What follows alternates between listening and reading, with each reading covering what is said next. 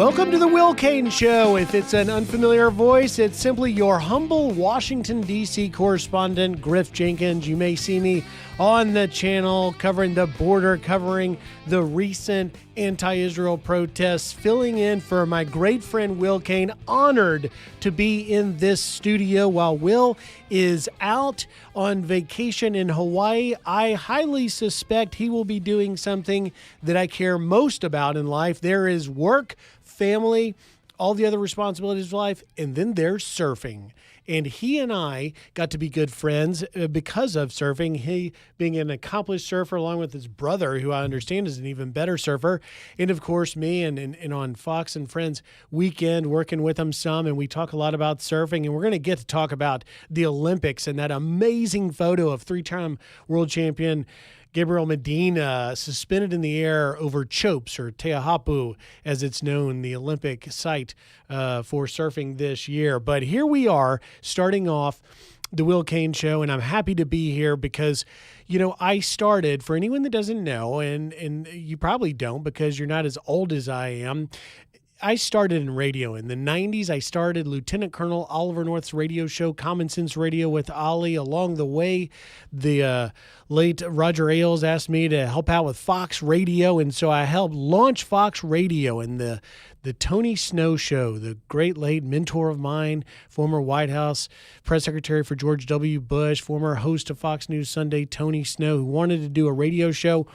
And the studio I'm sitting in now in D.C., a great Penley portrait of Tony Snow here hanging over the Tony Snow radio show. It's a very special honor to be here, not only because my friend Will Cain asked me to sit in for you for today, but also to be in the same studio on microphones held by some of the people that I admire the greatest. But one thing has changed since I did radio. And I was a little nervous about what I would come and talk to you guys about because Will, what makes this show so special is his unique perspective and his sort of thought-provoking interviews, long-form style with his guests to go beneath the fold, not a reporter that only gets 90 seconds, 2 minutes to do it, but really engage the topics that we're all talking about. But what... We did some of that back in the Tony Snow and Ollie North days. What's changed and what really got me excited is right before we started this show, I spit out my Zen. And Dan popped in my ear and said, no, Will has a Zen in every show. So this is the first radio show I have ever done, now officially declared just a minute into it as my favorite radio show on planet, because I have a Zen in and I'm going to leave it in for the entire show. Yeah. Here we go. This one, is that true, guys, that Will has Zen in during this? Yeah. He's talked about it. You know, sometimes he has that, itch he's got to scratch to put it in, and it soothes you when you're doing interviews and doing monologues and things like that. Hey, listen, it is a stimulant, if you will. It really gives you energy more than anything. And I am a full confession. I think, like maybe Will, once a child that dipped skull in Copenhagen and long since forgot it. And then along came Zen, my eldest daughter, who graduated University of Georgia. Her boyfriend had a can of it. I was like, what's that? He's like, oh, it's like dip. I'm like, that's not dip, son. Let me tell you, I tell you what dip is about and why I had to give it up 20 years ago. Is tearing my mouth up. Now Zen gets me through it. And here's a full confession. Hopefully none of my TV bosses are watching.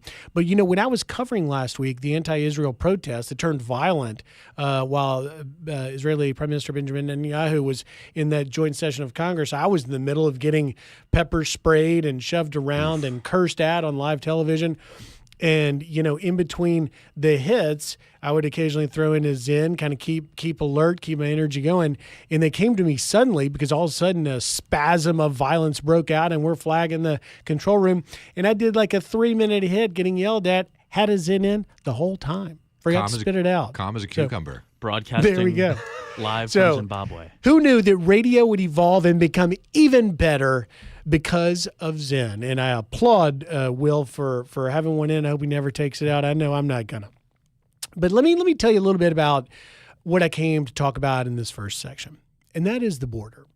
I got back late last night. I was out in Nogales, Arizona yesterday interviewing the CBP Commissioner Troy Miller for an upcoming special that'll premiere on August 14th on Fox Nation. And by the way, you can catch the Will Cain Show on FoxNews.com, on Fox News YouTube, on Fox News Facebook, and everywhere else in between. But on Fox Nation, I'm going to have this special on fentanyl, because fentanyl is different than any other drug. The DEA says it's the biggest drug threat the country's ever faced. The Commissioner, Miller, told me it's the biggest challenge CBP has ever faced because you've got a synthetic opioid being created. But it didn't start yesterday.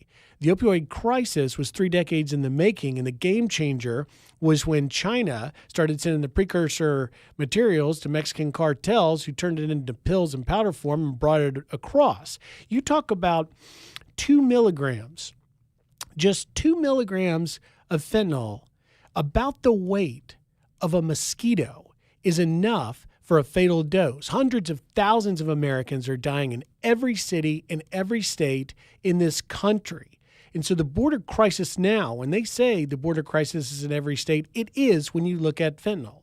And so I was in Nogales, Arizona, interviewing Commissioner Miller. I'm going to interview, hopefully, the DEA administrator as well for this piece, and we're going to lay out why it's such a important topic. And it doesn't get as much attention as it should, because it's one of those crises that really transcends politics.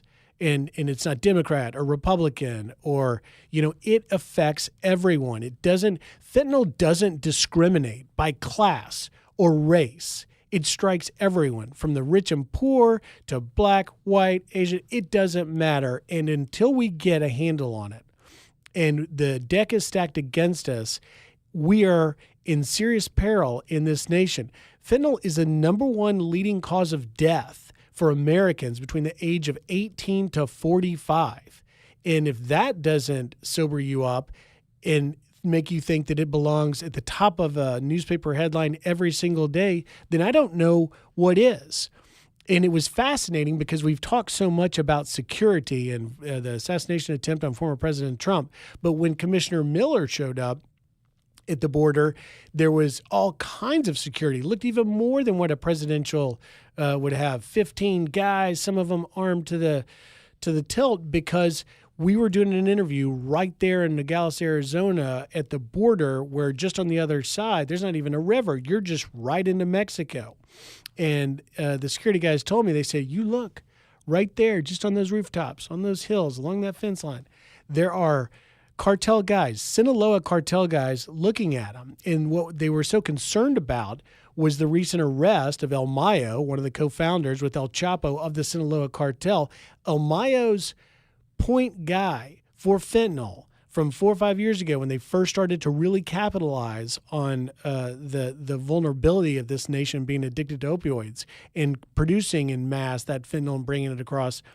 The guy, Sergio Valenzuela, known as Gio, is the plaza boss in Nogales, Mexico, the sister city across the border. So in the wake of El Mayo's capture, you've got the guy still in charge that is the head of the fentanyl crisis just on the other side. It's a little bit of a frightening thought, interviewing the commissioner, knowing that perhaps some of the Sinaloa guys were watching that interview and the security risk that comes with that. But when I was there, it really made me think, what an opportunity to have more than the 90 seconds or 2 minutes to talk to this audience and tell what I can't tell so often in such a tight TV spot, and that is the story of the border as I know it. I started almost 15 years ago in Arizona, in Nogales, and in Douglas, Arizona, in the Tucson sector in 2010, because then Republican Governor Jan Brewer was trying to pass a law called SB 1070 that was going to deputize her state and local law enforcement to check immigration status for potential removal, because they were seeing an increase in migrants. Now, in 2010, the entire number of apprehensions border-wide was just over 500,000. It was like 517,000. We have had more than 2 million for the past 3 fiscal years under this administration. We've had, under the Biden-Harris administration, more than 1.6 million known gotaways. So we apprehended 500,000 in 2010 when I first started this, and yet we've got 2 million that we apprehended and another 1.6 million over 3 years that came into the country. We don't know who they are, where they're from, what their intention is, and worst, where they are today, posing not only a public safety threat, and you only need to look at Laken Riley or Rachel Morin or Jocelyn Nungare, the 12-year-old raped and murdered in Houston by an individual from El Salvador. That's one of the root cause countries that Borders R. Harris was tapped with dealing with.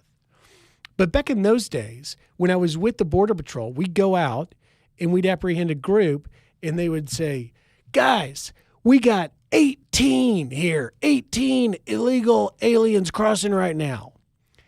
I look back now at my coverage, Bill Malugin and I and others, when we're seeing 1,000 a day on our cameras, on our drone cameras, streaming across in places like Del Rio, Eagle Pass, more recently out in Jacumba, California. And you think 18 back in those days? Now you see 1,000? And you think about what the border has come. And in the course of my coverage, back during those early days in Arizona, it was obviously a much more manageable situation. That's why Jay Johnson, under Obama, the DHS secretary, said 1,000 a day was a crisis. Now, of course, at the height, you've got 4,000. But when you look back, and I think about when I was covering the border during the Obama years, you had the unaccompanied crisis. And back in those days, I first met Alejandro Mayorkas. He was the director of the USCIS, and he wanted to do an interview with me. We had met in Washington at actually a pickup flag football game on Thanksgiving morning, of all things. He said, "What do you do?" I was like, "I'm a reporter for Fox." He said, "Oh gosh, I'm the director of USCIS. You should come and do a tough interview with me. Sit down. Let's talk about immigration." I said, "Okay, let's do it." And we did a story, a package about how how migrants come through the process of becoming legal American citizens. And it always stuck with me. I believe it was about 2018 or so we did the, no. 2008, 2009, when we did this, he at the end of the package, the last shoot we did was the swearing in of brand new American citizens at the Library of Congress, just a few blocks from where we're sitting right here in the DC studio. And he said to me, "Griff, you should ask," this is all on camera, we got to dig the tape up, I don't know where it is. He said, "You should ask these new citizens how they feel about those that cut the line." Those were his words, that break the law and cross illegally. So I said, "Great idea, let's do it." I started asking them right away. They said, "It's unfair, it's outrageous. We spent all this money, all this time waiting, doing it the right way. It's not fair." The others. Now look at what's been replaced. Policies under this administration that told those migrants, our goal is simply to come to America, get a better job, do whatever they're going to do, but get released. So why would you do it the hard way when you can now do it the easy way? And that's the fundamental message that's driving this crisis, is that all of those migrants know they can just go the easy way rather than the hard way.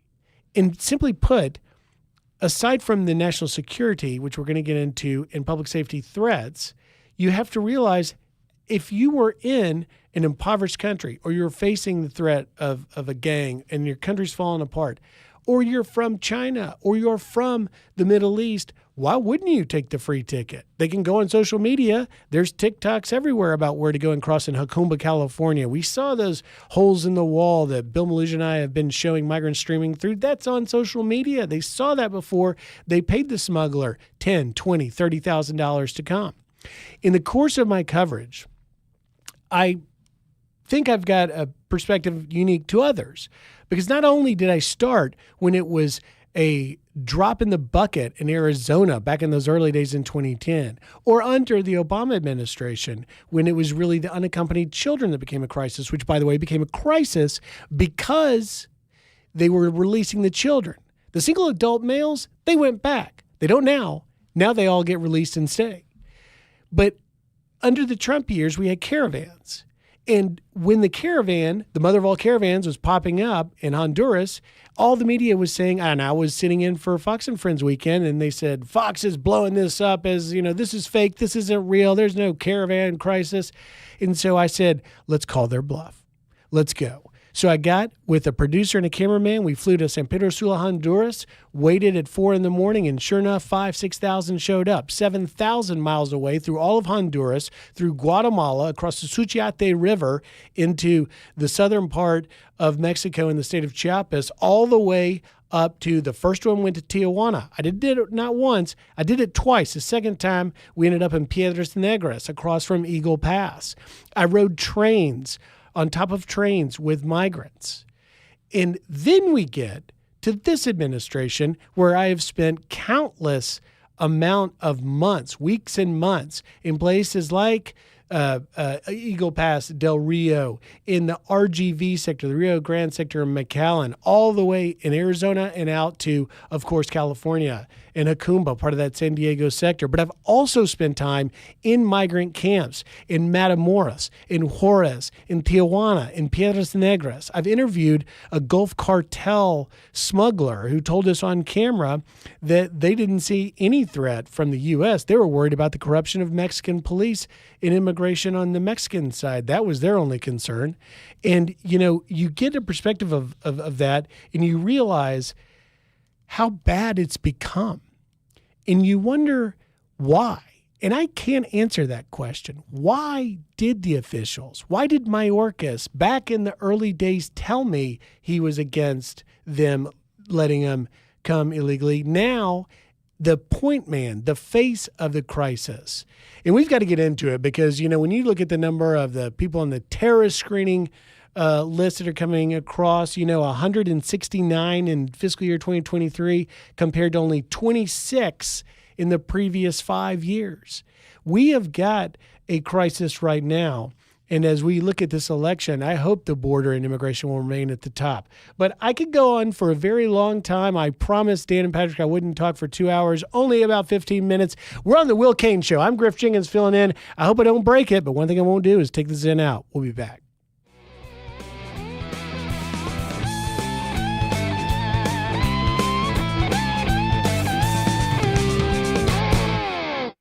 The world of business moves fast. Stay on top of it with the Fox Business Rundown. Every Monday and Friday, Fox Business reporters, anchors, and hosts will bring you beneath the stock market speculation and boardroom drama to tell you about the biggest business stories of today. Whether you're on Main Street or Wall Street, Fox Business is invested in you. Listen to the Fox Business Rundown every Monday and Friday at foxbusinesspodcasts.com, Apple, Spotify, or wherever you download your favorite podcasts.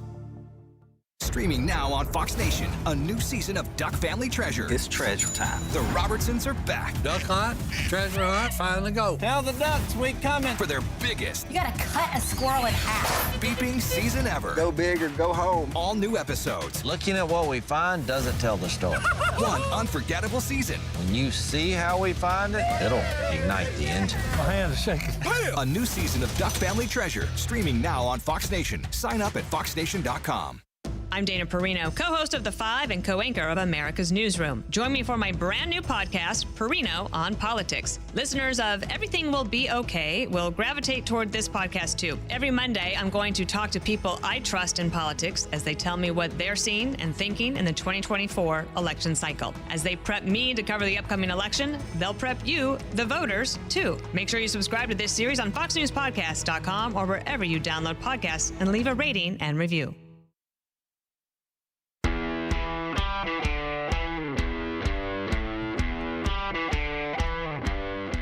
Welcome back to the Will Cain Show. This is your humble reporter in D.C., Griff Jenkins, filling in, and fortunately glad to be joined and saved. I was on a 18-minute rant about the border, Mary Katherine Ham. You've got to help me out and put into perspective the election and now the record of Vice President Harris, who denies being a border czar. But before we start, I hope you have a Zen in. This is now a mandatory requirement of being on the Will Cain Show is you've got to have a Zen in your mouth, which I was spitting out before we started the show. And they're like, no, Will has a Zen in every show. I was like, well, give me mine. Hold on. Here we go. Buckle up. How you doing, Mary Katherine? I'm good. I had only 1 cup of coffee and no Zen, although I have heard good things about it. And it's basically a performance enhancing drug and I should be on it. We can fix that, and performance enhancing it is, although the jury's still out on that first segment I did. But I was going, Mary Katherine, into and you know this, full disclosure, Mary Katherine and I have been friends for, more than probably 20 years now looking back on it. And you've been aware of all the coverage I did from the caravans to going through the Darien Gap. But now here we are. And the White House and Democrats are trying to spin Harris's record on the border as a positive and saying she was never the border czar.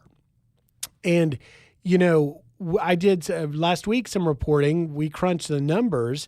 And if their line is, well, she was never the border czar, despite everyone calling it that and the media calling it and not having any problem for 3 years. Now, all of a sudden, we have to be very specific. It was not border czar. She was just responsible for determining the root causes and stemming the flow from Mexico and the Northern Triangle countries, which are Mexico, Guatemala, Honduras, and El Salvador. And what we found in the numbers is that there was a 140% increase under the Biden-Harris 3 years in just those 4 countries over Trump's years, and actually a 34% increase over the entirety of the 8 years of the Obama-Biden years. There was 4.3 million so far under the Biden-Harris from those 4 countries and only 1.8 under Trump. And so what do you say when you're watching this basically great rebranding of Harris's role on the border? Yeah, first of all, don't apologize for your rants on the border because your longtime experience down there is very helpful for having perspective on it, which is something that most journalists are unable to cobble together from even the last 3 years when they were calling her border czar, and now they've decided it's very controversial to call her border czar, which is just straight nonsense. Now, it is true that she was dealing with root causes in addition to the border, because the root causes are part of what causes everyone coming, in addition to the Biden administration telling them, like, doors open, we'll give you free healthcare and hotels and Visa gift cards. So, like, I understand she was dealing with that. You make the very good point that on that front, she has also failed, right? Yeah. She was in charge of these things. Biden put her in charge of these things because he didn't want to be in charge of them. And she failed. And she fails to speak about it responsibly. I don't think she knows the facts on the ground very well because it's easier to ignore them. She cannot answer questions in interviews about it, which is why she's not getting interviews, because much of the press is happy to allow that. And I also want to say, like, when you deal with these numbers, and this is why it's helpful for you to have all this experience and knowledge, when you deal with these gigantic numbers, it's hard if you're not watching all the time to even take in how much that means, right? It's hard until you see it in your community and you can't get a hotel downtown, or you see it in your community and resources are being used in a city like Denver, taking huge chunks out of the city budget that were devoted to American citizens before and now cannot be, because they have declared themselves a city that is a sanctuary to all these people. And because of the crisis at the border caused by the Biden administration and Harris, they're hurting very badly and their citizens are hurting. But let me bring it home to some specific examples too. In Texas just this week, allegedly, a Venezuelan illegal immigrant shot a cop who is, I believe, still recovering in the hospital. He was apprehended once before and let go, given a second shot to stay in this country, no pun intended, because that would be a bad pun, but he was given a second chance to stick around. Number two Jordanian nationals who tried to breach Quantico, one of our more important intel, military, FBI facilities. One came over the border, was released in April. He met up with a buddy who had overstayed a visa. They took a box truck onto Quantico, said they were Amazon drivers. The Marines there smartly said, I don't think you are, told them to stop, and they tried to drive through anyway and were stopped by vehicle like bollards. Now, those guys were arrested and they have been let go. They were given bail and let go into the interior of the country. I cannot think of anything that justifies this type of behavior. It is so irresponsible. It's so wrong for American citizens to eventually have to pay the price for this. And then they're going to act all shocked, like, oh my gosh, how could we have known that two guys from Jordan driving with a box truck onto a military facility were a problem? Who would have thunk it? And it's such a great point. You know, I covered for Fox that story of the Jordanians breaching it. And, you know, to trying to put in perspective, again, the stuff that you don't hear on TV, that people don't understand, and because I've got a long trajectory of having covered this for almost 15 years, you know, you look at I looked back at the data. There was only about 400,000 total migrant encounters in fiscal year 2017, right? That's the first kind of full year under the Trump administration. 20,000 roughly.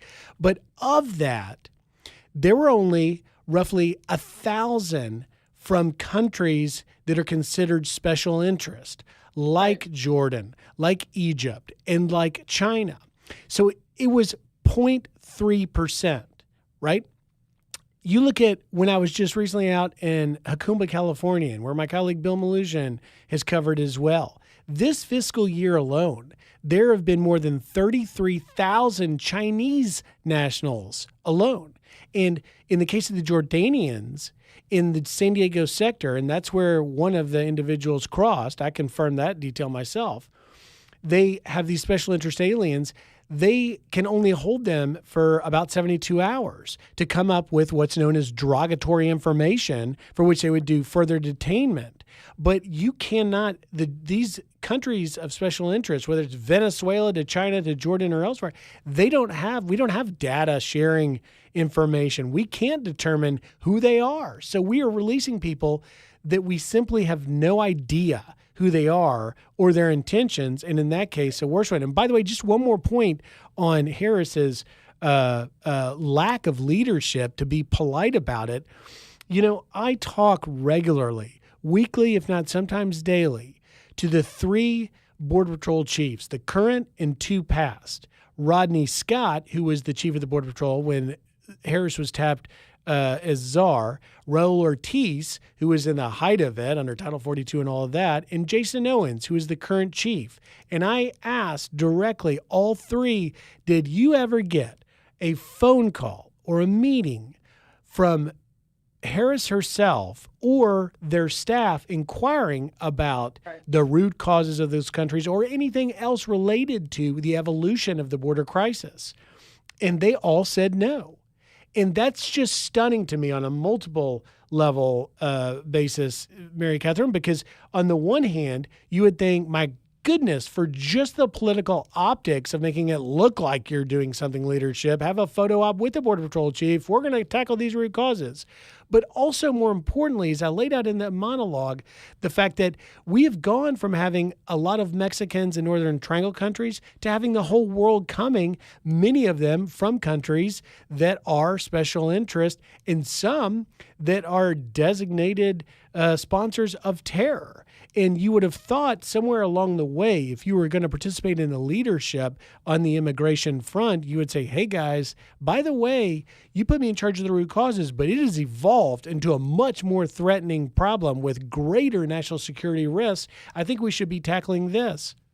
Never came. Well, this is actually a hallmark of Kamala Harris's career throughout her career, which is that she's ruthless and pretty cutting and calculating getting to a position. And then as soon as she has the position she wanted, she's very quick to absolve herself of most of the responsibility of the job that she has just gotten. This happened when she was a prosecutor, when there was all sorts of mistreatment of evidence in San Francisco, and she had to let go a bunch of offenders because she was like, oh no, this was never brought to my attention in my lab, even though of course it was. This happens over and over. Now, then she got the VP job, and when she got the VP job, it turns out some of that involves really tough issues. And when she was given a really tough issue, her move, as usual, is to sort of disavow knowledge of this, not do the hard work.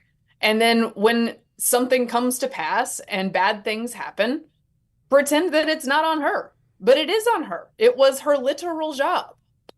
Yeah, and it's going to be fascinating to see if we get a debate how former President Trump will try and hold her to that record, because there is so much real estate to cover in terms of pointing it out, to include, as I was talking in the beginning of the show about fentanyl. I just got back from the Border Nogales interviewing the CBP commissioner about the crisis of fentanyl and the fact that because of that crisis, hundreds of thousands of Americans have died, and the border literally is hitting every single state as a result. But I digress, and I will go on forever. I want to turn, this is a little bit of a hard term, but it's what everybody's talking about, and that is the debacle, disaster, whatever adjective fits here, to Trump's appearance at the National Association of Black Journalists yesterday. And everyone, of course, Trump is under fire now for questioning Harris's racial identity, saying that he didn't know whether she was Asian or black.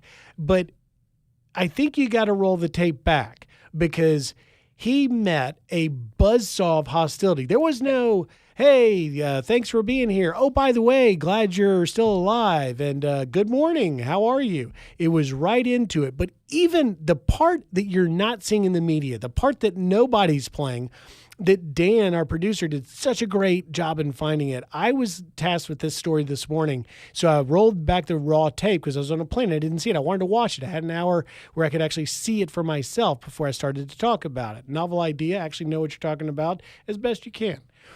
And I'm listening to the setup, Mary Katherine Ham, and you hear, it's not super clear, but you hear in that auditorium with, I don't know, 100 or however many, people were there, that voice of God over the intercom system advising everyone there to be professional and polite, knowing that it might be a hostile environment, to treat the former president with respect. Listen here. We are about to begin a conversation with former President Donald Trump. We ask that the professionalism that we all bring to our newsrooms and workplaces every day is the same professionalism that is maintained in this arena. But apparently that was lost on the actual moderator from ABC who began the entire event this way. Listen. You have told 4 congresswomen of color who were American citizens to go back to where they came from. You have used words like animal and rabbit to describe black district attorneys. You've attacked black journalists, calling them a loser, saying the questions that they ask are, quote, stupid and racist. You've had dinner with a white supremacist at your Mar-a-Lago resort. So my question, sir, now that you are asking black supporters to vote for you, why should black voters trust you after you have used language like that? Well, first of all, I don't think I've ever been asked a question so in such a horrible manner. First question. You don't even say, hello, how are you? Are you with ABC? Because I think they're a fake news network, a terrible network. And I think it's disgraceful that I came here in good spirit. I love the black population of this country. I've done so much for the black population of this country. I mean, was she not listening to the voice of God? What was that? Yeah, look, I think, hello, thanks for being here, Mr. President. We appreciate it. Would have been a good way to open. However, I want to say, when you're going into the lion's den, anticipate lions, right? That's what you're in there for. And you know that it's not going to be kind treatment. And I think some of the questions were perfectly good throughout this. And some of his answers were perfectly good. I think he would have been better off in that situation, by the way. Just joking, like, you guys know I make fun of all journalists. It's very equal opportunity across races and ethnicities. Something along those lines, right? I think that would serve him better than getting in high dudgeon about being asked these questions. 2, I'd like to say that I appreciate the National Association of Black Journalists and Trump for getting together and making this happen, because journalists asking tough questions of people running for president is a thing that we should push for. Now, none of them are pushing for it for Kamala Harris, who did not show up at this event and has yet to take a press conference or many questions in general. And I would love to see her do that. I know the National Association of Black Journalists got a ton of blowback from its own members and from other people outside of it saying you shouldn't have this guy on the stage. But I think that's nonsense. He's running for president. Ask the questions. So the thing about Trump, though, is you have to anticipate that this is what is coming. And he has a job to do right now because the media will not define Kamala Harris as anything other than Queen Kamala, Kween. He has to talk about her record. He has to talk about how she's tied to the Biden administration. He has to talk about how those kinds of policies were bad for Black voters during this administration, and that life was better for Black voters under his administration. Now, he made some of those points, but he needs to be on that 24/7 and getting off on other topics that I think are frankly very online and sort of offensive. And when you're adjudicating people's identities in this way, does not help you get out of the lion's den unscathed. And it doesn't make the point to the voters you're trying to reach that you need to make. Yeah, it's a great point, particularly when we're seeing recent trends of the GOP with making gains and gaining a lot of ground in Trump's numbers as well in the Black community. I think, you hit something that made me think of the Wall Street Journal op-ed today. Writes, literally the first sentence is something along the lines of half of politics is simply showing up, particularly when it's to a room full of critics. And to Trump's credit, he gets that. Now, by the way, Harris's lack of appearance, because she wasn't on that stage, she cited a scheduling conflict. But our DC team looked back at her actual schedule as it was given to the White House pool, and she had only one event on her schedule before 3 p.m., meaning she should have been able to make time. And the only thing that was on her schedule, in quotes, was lunch with President Biden. So I don't know if she, is going to ultimately appear, because I know this thing goes on for a couple of days. But I think that, obviously, questioning her identity, a bad look, and it's going to take criticism. I mean, look, this is a woman whose father is Black. He's Jamaican. Her mother's Indian. And so, you really she just is biracial. Like she's two things. She's biracial. She went to Howard University. She's a member of the top Black sorority, and spoke to them recently. But I think that, even in his Trumpian way of making these very controversial statements that are water cooler talk, and everyone's like, oh, I don't know if he should have said that, it still isn't lost that here was an opportunity for that moderator to really dig in. And by the way, I think our own Harris Faulkner did a great job, the best job of trying to get to some substance in it. They had an opportunity off the top to not only get into substance, but also address some of these sensitive racial issues with a decorum that would have given us a little more insight into Trump's thinking on these things. I don't know. At the end of the day, I think some of this too is that that journalism circles are so uniformly liberal and progressive, and there's a lot of social pressure that sitting on that stage, every single journalist up there knows that unless, like Rachel Scott, unless she delivers that punch and she does it in a very mean way, a very cutting way, they're going to call her soft on him. They're going to say, you're not going to be at the cool kids journalism table anymore if you don't treat him that way. When I think it would be a more effective, both for him and for journalists, to just ask civil questions and get information out of him. Nonetheless, I think we got information out of him as he was sitting there.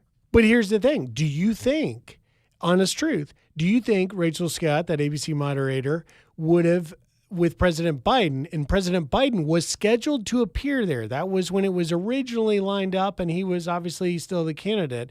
Yeah. And I think he might have even been on the schedule to appear before Trump. Do you think Rachel Scott's first question would have been, no, hello, Mr. President, no, how you doing? Would have just gone right into, you said if you don't vote for Biden, you ain't black. What'd you mean?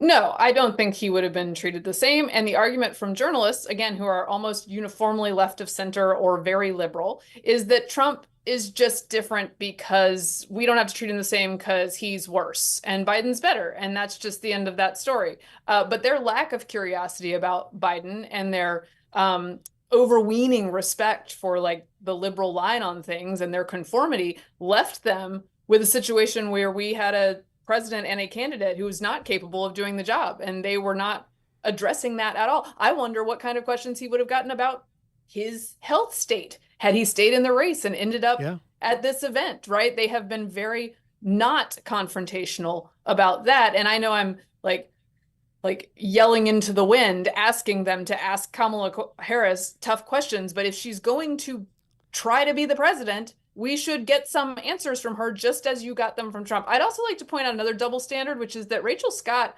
who did ask some tough questions of Nancy Pelosi in the halls of the House about 2 or 3 weeks ago, before Biden was out of the race, she kept pressing her about it. And Pelosi got annoyed with her, and she gives her the hand motion and says, am I speaking English to you?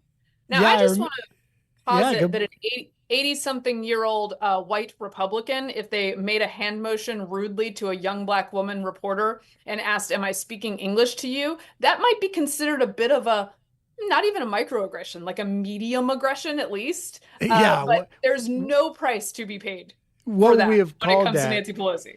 Look, I think, one of the I guess, victories, if you will, in this, if you're the Trump campaign came out and blasted this, calling it liberal media malpractice. And that's one of their standard, weapons of choice. That's one of their arrows in the quiver. And this did nothing but reinforce that in every way. And so I think you're probably going to hear more about this in the next Trump rally, whenever that is.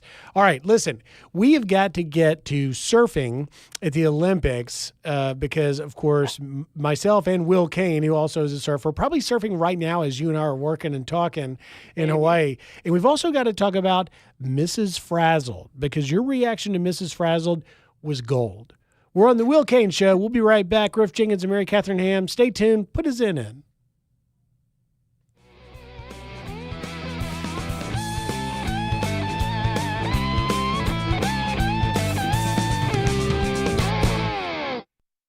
Stay on top of the latest forecast with America's Weather Team in the palm of your hands. Here's the latest from America's Weather Center. It's Fox weather updates throughout your busy day, every day. That heat's going to be out there for one more day. Temperatures being 30 degrees above average. Put the power of over 100 meteorologists and the worldwide resources of Fox in your hands with the Fox Weather Podcast. Precise, personal, powerful. Subscribe and listen now at foxnewspodcasts.com.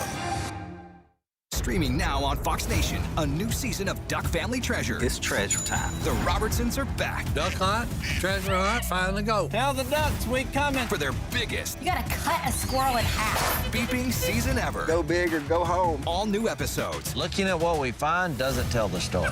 One unforgettable season. When you see how we find it, it'll ignite the engine. My hand is shaking. A new season of Duck Family Treasure. Streaming now on Fox Nation. Sign up at foxnation.com. It's time to take the quiz. 5 questions, 5 minutes a day, 5 days a week. History, pop culture, science, sports, civics. How much do you know? Let's find out. Who was the first person to walk on the moon? Jackson or something? Neil Armstrong. Take the quiz every weekday at thequiz.fox and then listen to the quiz podcast to find out how you did. Play, share, and of course, listen to the quiz right now at thequiz.fox.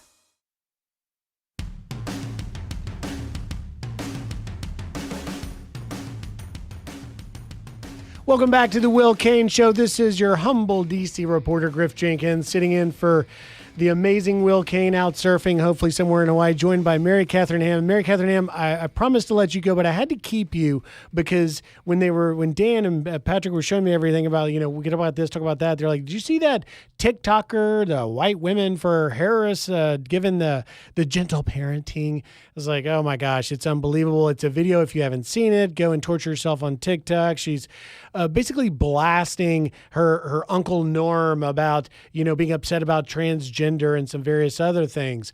But I want to play for us quickly.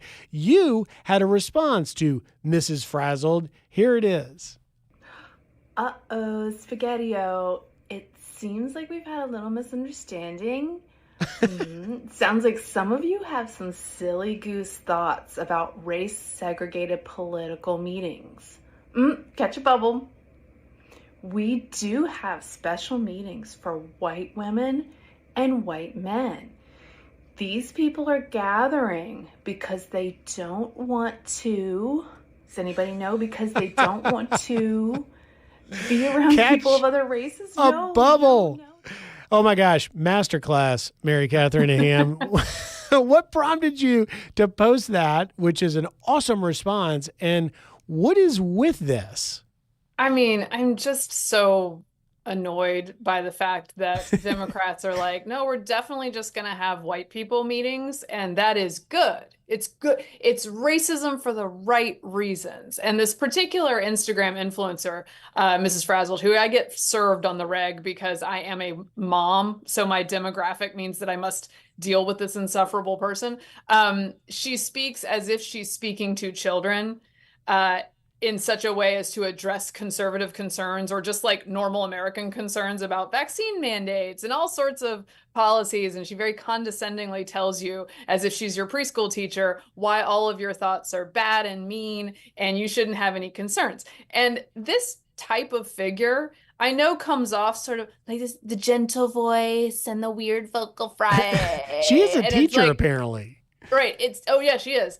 And the thing is that can cover up something that's pretty sinister, which is that this person is very invested in telling you your thoughts and what you're seeing with your eyes in this economy or in this environment are not real. She's invested in having a lot of control over your kids, over your family, having only her views sort of pushed onto everyone else, but it's couched in this very gentle voice. And I find it so very off-putting. And I do not want to be gentle parented at all. And I think that White Women for Harris call sort of showed, it was like this pseudo therapy vibe where like, I don't want politics to be therapy for me. I don't want politicians to be therapists for me. That is not their job. You shouldn't want them to do that either. But this is a demo that Democrats are reaching. And I would suggest that for both campaigns, the issue is sort of charging up your base that might be full of weirdos like this without putting off normal people is the challenge of every campaign, right? And that lady is not welcoming to the normies. It's creepy. Yeah. Catch a bubble. I love it. Bubble. That just means shut up. That's what she's telling you. She's telling you to shut up. You're a child. You can't think for yourself. Another one I saw, mac and cheese freeze. If I've learned anything from being in radio and in television is you should never be condescending to your audience. You should never assume, as she's making the offensive point, that the people she's talking to are stupid, because the American people are not stupid. And I don't as I say in the video, only Democrats can join together safely in white affinity groups with matching hats. There's no history there. You have got it down. Well, listen, speaking of being that mom and having an actual real important life, thank you for taking time. I know we got to let you go, but catch a bubble, have a good one, and thanks for being here on the Will Cain Show. Sure. Talk to you soon. All right. See ya. Mary Katherine Ham, everybody. One of the best, a good friend, and she nailed that Mrs. Frazzled thing. Now, in the remaining time, and at least taking a moment before we run out of time, I have to talk about surfing. Will Cain would want me to talk about surfing. I don't know if you have seen the amazing image. It's going to be the iconic image, I think, of the Olympics is three-time world champion Gabriel Medina, who's going to be surfing later as the heats continue. I think they're getting to the quarterfinals now. he's finished a giant wave at Chopes or Teahapu, which is a wave in Tahiti, one of the most dangerous in the world. It's 10, 15, 20-foot waves breaking on 3-foot reef. People die there tragically every year. But this photo of literally Gabriel Medina suspended, walking almost on air, pointing to the sky, his board over here. It's a shot that really is once in a lifetime for a kid that's been surfing for 30 plus years. I'm so blown away. Dan, Patrick, let me get your thoughts on this. Are you guys watching the surfing? And by the way, this is only the second time that surfing's been in the Olympics. And what a great idea to put it at Chopes in Tahiti, because they were going to know at that point they were going to get the waves that would really show off the skill of the surfers. But that kick out with that Medina image, iconic image suspended in the air, is really something that even if you're not a surfer, you can look at it and say, wow. I feel like that'll be the image of the Olympics for a little while.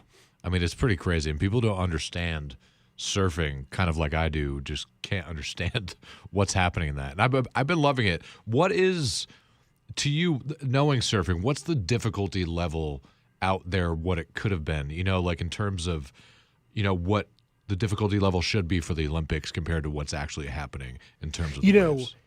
That's a great question. And to answer it, the difficulty level on a scale of 1 to 10 is a full 10. No it's an way. 11. Yeah, Really? it is. Look, it goes to 11. Huh. I think the reason why is because it's such a technical wave that sort of wraps around this reef. And most of the time, the amazing videos you see, they actually, a lot of times the surfers are towed into it because that gives them the ability to catch the wave without having to paddle into it. Because if you can't paddle fast enough on a wave, you go over the falls. And you go over the falls on a 15-foot wave on 3 foot of reef, you're likely to get injured egregiously or possibly die. And in the couple of weeks leading up to the start of the Olympics, there were several individuals, including one photographer in the water and then one competitor that had to then not participate, that got hurt warming up and getting comfortable with that water. And, this is a wave that is, you don't see the aerials and the quick turns and that. It is a barreling wave. It is the most challenging skill level of any. And it's one that I would certainly never attempt. After surfing for more than 30 years, I'm pretty sure Will Cain would never attempt at surfing it because, look, when you go out, I remember I'm 53. The biggest wave I ever rode was, 15, 16 feet in Nosara, Costa Rica. And I was with a bunch of guys down there, and they had this huge swell. And it was for my 40th birthday that we were there. And it was my last day, December 14th, before I turned 40 on the 15th. Last day in my 40s. And the waves were so big, people were coming in with broken boards. One guy was bleeding from his leg. And one of the guys we were with lives in Costa Rica. He's an American expat, married a Costa Rican girl, and makes money taking surf photos and wedding photos and the like. And he was going to take photos that day. And none of my buddies were going to go out on just a sand beach. This is a difficulty level, skill level of like 5 or 6. You need to know what you're doing because you've got to paddle out through 15-foot waves to get out there, and it holds you under. So there is a reality of possibly drowning or getting hurt out there. They said, just get the shot. So I'm like, okay. So I go out, I paddle for like 30 minutes, just taking it on the head. There's a guy out there that's like a local Costa Rican. I think he's even a potential, professional, quasi-professional guy. He's like, just stick with me. We're working the channel. We're going to get out there. And when the wave crashes, and this isn't Chopu on reef. This is a much smaller wave of only like 15 feet on sand. Just a crushing sound of 1 million pounds of water collapsing. And it's very intimidating. But I finally realized I got to get this one shot. Then I can get the heck out of the water. So a wave comes up. I closed my eyes, terrified for dear life, and went and fortunately made the wave, came down, got the shot. And at that point, I had the adrenaline rush of my life. I'm like, oh, that was good. I need another hit of that. Let's get some more. So I paddle back out, line up with my Costa Rican surfing guru, and take off on another wave. and I got absolutely mauled. I felt like, the running of the bulls in Pamplona, if every bull hit you at the same time, that's what hit me. I fortunately didn't drown, got washed up, and I got out of the water because I realized how dangerous it is. And I tell that story to illustrate just how death-defying this Olympic wave is. Every accomplishment is to be heralded. And the story right now is our own DC local amazing hero, Katie Ledecky, winning these gold medals in the swimming pool. That is the stuff of goosebumps. And a kid that grew up the same age as my eldest daughter. I remember her growing up in Georgetown. She lived not far from us. And, the amount of early mornings and sacrifice she made to get there. And that's a story to be held up. But it's worth at least noting that she doesn't stand to possibly get seriously injured or killed every time she gets in that pool. And that's what all those surfers at Chaupu are facing when they paddle out today. And it's a remarkable thing.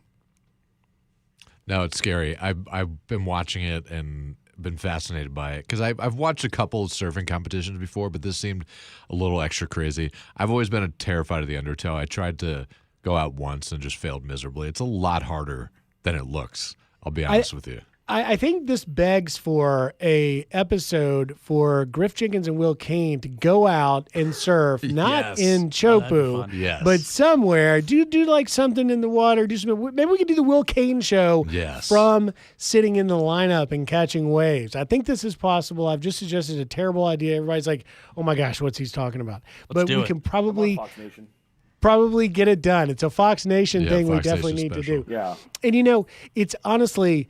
When you look at surfing, I mean, I grew up a kid of the 80s, and back then, all I could get was Surfer Magazine, and Kelly Slater, who's the same age, is now the, Michael Jordan of surfing. There's been a couple of magazine covers, one in particular, that argued that Kelly Slater was the greatest athlete to live, even more than, say, Michael Jordan or you name Tom Brady, whoever, simply because in those competitions, in the world championships, 11 world championships that Kelly Slater's got, compared to the Brady Super Bowl rings, to the Jordan championships, in all of those cases, the skill level of the surfing that became more mainstream as we could begin to watch the videos and see the live streams. And you saw the young kids like John Florence, who's in the Olympics now. John was 12 years old catching his first wave in the pipeline when Kelly Slater won his first pipeline master. Now he is, a 30-something-year-old man competing in the Olympics. If he even 30, maybe he's like late 20s. But Slater continued to elevate his skill level to be better than the young ones coming up in a sport that was advancing in such an enormous way. Nobody even knew where Tahiti was to surf in the 80s or 90s. It wasn't until later they began to find these waves and the skill level changed. So that's my rant on surfing. And it's been fantastic being on the Will Cain Show today. Thanks for having me. And I'll go back to sort of where I started. I was excited to come here to talk about the border. And I want you, as we go forward, if you remember nothing other than what Griff Jenkins talked about, remember to pay attention during the next nearly 100 days of this election cycle to what's talked about on the border. Because every Border Patrol official I've talked to, including the 3 heads of the Border Patrol, 2 previous, 1 current, all say one thing. It's not a matter of if, it's a matter of when the national security risks on our border, let alone the rapes and murders, become a greater problem. And that's a sobering thought. I hate to leave that with you. So go watch some surfing on the Olympics today. Tune into the Will Cain Show. Put a Zen in and have a great day. I'm Griff Jenkins. See you later.